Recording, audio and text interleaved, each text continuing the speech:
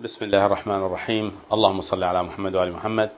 Welcome all of you to the second episode of Story of Karbala. In this episode, we would like to find out this landmark.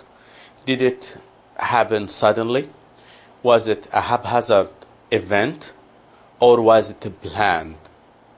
And how was it planned? Was it planned from which side? Was it from Imam Hussein's side or from other side? Now, probably all of you would have some background in a history. After the death of Imam Ali, Imam Hassan took over as his successor, the Khalifa. And then a fight started between Imam Hassan from one side, Muawiyah from the other side. The fight ended in a shortcut, ended between the two sides by signing a treaty. This treaty stated in some of the elements of this treaty, stating that after death of Muawiyah, Imam Hassan shall be the Khalifa. And if Imam Hassan died or killed, Imam Hussain should be the successor. So, by the treaty that made Muawiyah the Khalifa, the same treaty make Imam Hassan his successor, or if anything happened to him, then Imam Hussain shall be the successor. Now, after 10 years from signing the treaty, Imam Hassan died. We will not go into details of this. We will hope we'll do this in another program. Imam Hussain became the Imam, the leader, or the real leader and the religious leader of the nation. Now, after death of Imam Hassan, then the cascade started. Now let's look into this treaty a little bit. In this treaty, the people before the treaty were thinking there is no difference between Imam Hassan or anybody else who can lead the nation. There is no big difference.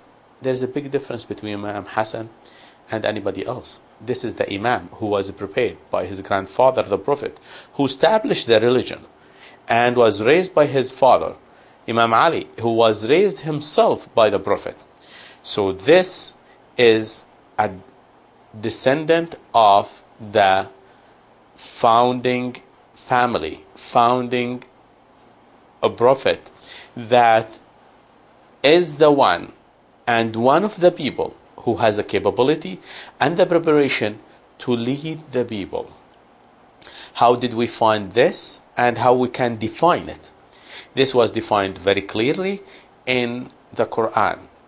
In the story of Abraham, when Allah asked him to sacrifice his son Ismail for him, and it was very difficult because Abraham at that point of time was old man. He just got his son, which is very nice, innocent son, and now Allah is asking him to sacrifice that son for him. Even though that was difficult, Abraham gave the choice to his son, and the son agreed to be sacrificed. When Abraham almost sacrificing his son, then the message came from God that this sacrification was accepted and he was made the Imam. Abraham at that time, he was so happy that he asked this thing, the Imamah, to be in his descendant. And Allah gave him this, but with a condition. That anybody did dhulm in his life shall not be. And praying to anybody else, not God, is considered dhulm. Killing other people also considered dhulm.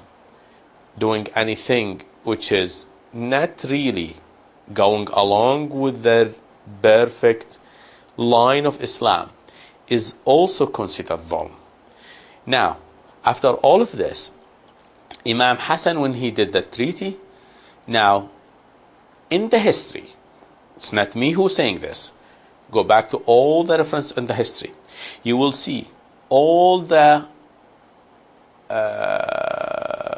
conditions, all the elements of treaty, almost, that between Imam Hassan and Muawiyah has been denied from Muawiyah's side. This was bad. Not only this, there was a condition in the treaty that the follower of Imam Ali shall not be followed or killed, yet this was not respected. Now, we will come, this treaty uncovered the difference between the family of the Prophet and the other family. The other family who was opponent of the Prophet all the time along. Now, when here it comes, this was uncovered, people start to recognize this. Now, Imam Hassan was killed. Imam Hussain succeeded him in the leading of the nation. Now, Imam Hussain, in his time, started the cascade even more. So, this was started really from time of Imam Hassan signing the treaty and covering, and then going along. And Imam Hassan, when he was about to die, was telling Imam Hussain that I'm dying now, I'm killed, but not like you. You will be killed between 30,000 soldiers. All they saying, we are Muslims, yet they are killing the grandson of the founder of Islam. Not only this, the Prophet himself, in many hadiths, stated that his grandson, Imam Hussain, will be killed. In other statements, he said that I am part from Hussain, Hussain part of me. In other statement, he said clearly, this has been very clear, written in all books of hadith, that Imam Hassan and Imam Hussain, they are the masters of the heaven youth. Now, if he's the master of heaven youth, that means he's definitely going to heaven. What about his enemy who killed him? Do you think he's going also to heaven with him? This is really not logic. Now, so we know now that even the Prophet himself, he knows that. Not only this, he gave part of Karbala soil to Salama, his wife, and told her that if this soil turned to blood, that means Hussein, my grandson, is killed. Now, there is two things and two signs that having these prophecies. First, the Prophet, he knows that his son will be killed.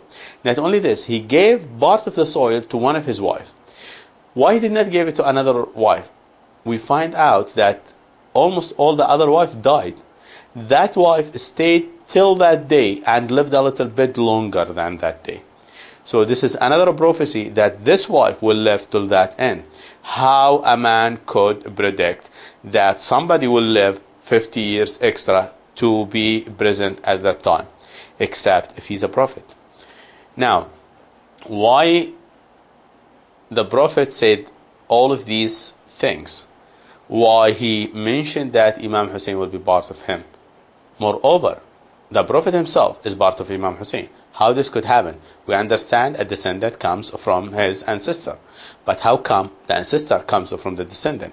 Except if we explain this, that Imam Hussain will establish the Islam.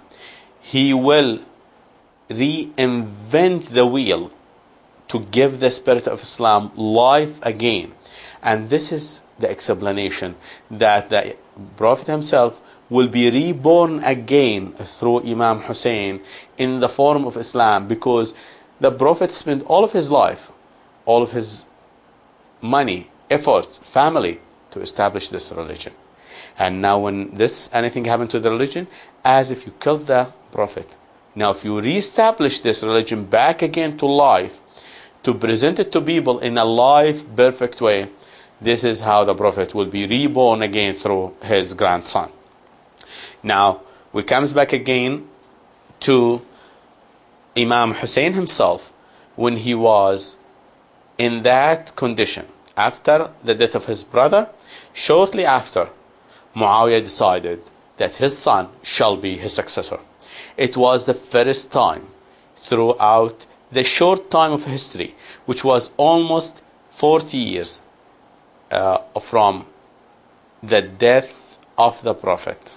Only 40 years. No other ruler succeeded by his son except Imam Ali, where people accepted, because there was a saying from the Prophet that these are the successors after him. Now, Muawiyah wants his son to be his successor. Well, we can a little bit tolerate this, but if we know that this son is not a real Muslim, does not even give the picture of Muslim, like at least Muawiyah will keep up the mainframe of Islam in a form of a prayer, a form of pilgrim, a form of fasting Ramadan, a form a little bit of defending against the Roman Empire. But this son, drinking wine in public, playing with monkeys in public, playing with dogs in public, do bad things, saying bad poem. So what to do with this? Could you make this a good ruler and representative and Khalifa for Muslims? What would happen to the Islam? It will be killed from inside. What will left from the Islam? Only a dead body, only a shell, while the real spirit, the real life, flesh inside will be killed completely by this kind of ruler. It is not against Yazid per se, but it is against such kind of caliber of ruler. What we need is somebody who could be reasonable, at least the minimum requirement. This man does not even have a minimum requirement to be a Muslim, rather than even to be a ruler for the Muslims. Now, Imam Hussain refused to accept this. Muawiyah did maneuvers and announced that people accepted it. And then when this happened in Mecca, people asked Imam Hussain. He says, I did not accept it, but anyway, it happened. Imam Hussain sent many letters to Muawiyah, warning him, advising him not to do this. Muawiyah insisted. And he knew. Even if he did not know, Imam Hussain warned him. And he told him what could happen to Islam and what would happen to the nation. If somebody has such a thing, then he should at least back off from this step. He did not. Not only this, he gave him a will. That people think, no, he gave him a will if Imam Hussain get fighting against him, to forgive him. Well, this is not the truth, because he gave a will that if anything happened in Al-Kufa, because he knew. Now, how people says he was knowing the future. Of course he was knowing the future, because he took the power by a treaty. And once he's dead, the people knew that they are not committed anymore to this treaty, because the treaty was only with him, not with his son. Now, he knew that the Kufa will ask Imam Hussain to come to be their ruler, which is considered acceptable because the treaty is already expired by the death of Muawiyah. What should be?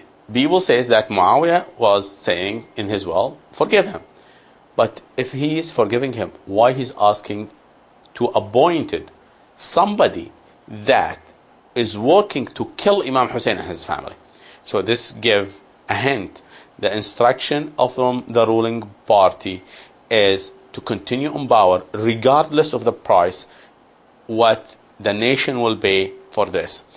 And it was the fear for 20 years that people will be killed if they go against the power of the ruling family. And that fear was the thing was killing the Islam. The fear that things start changing. And if it would be left like as it is, at the time of Yazid, what would happen? it will kill Islam completely. Yazid ruled for 3 years. First year, killed Imam Hussain and his family.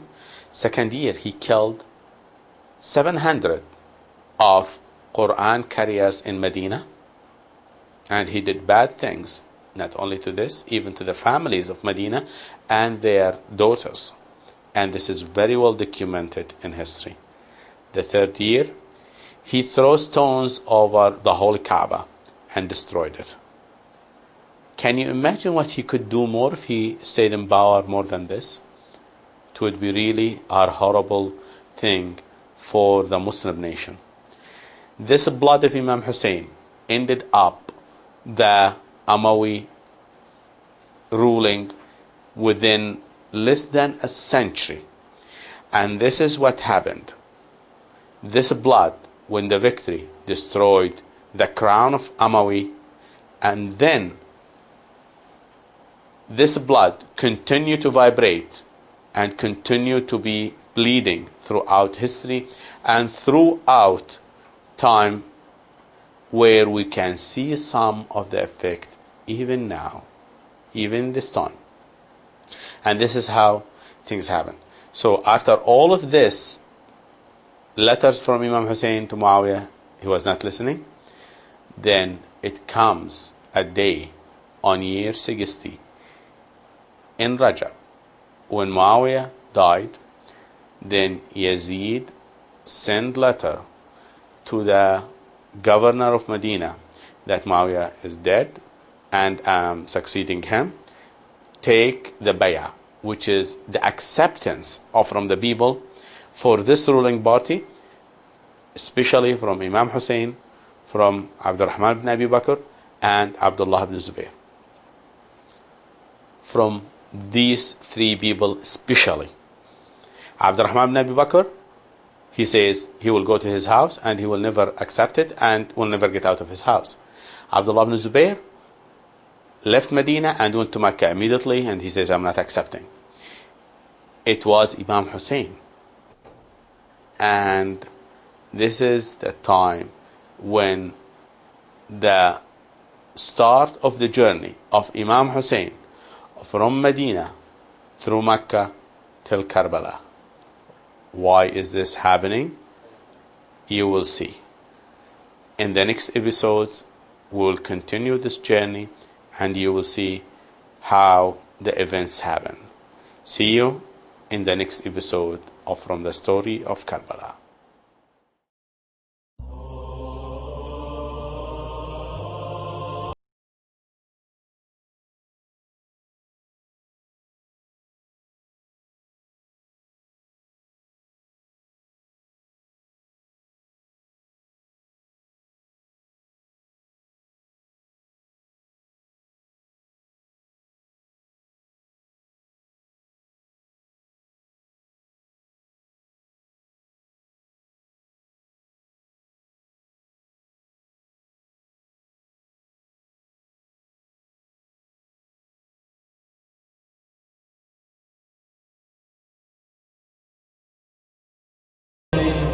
Hussain.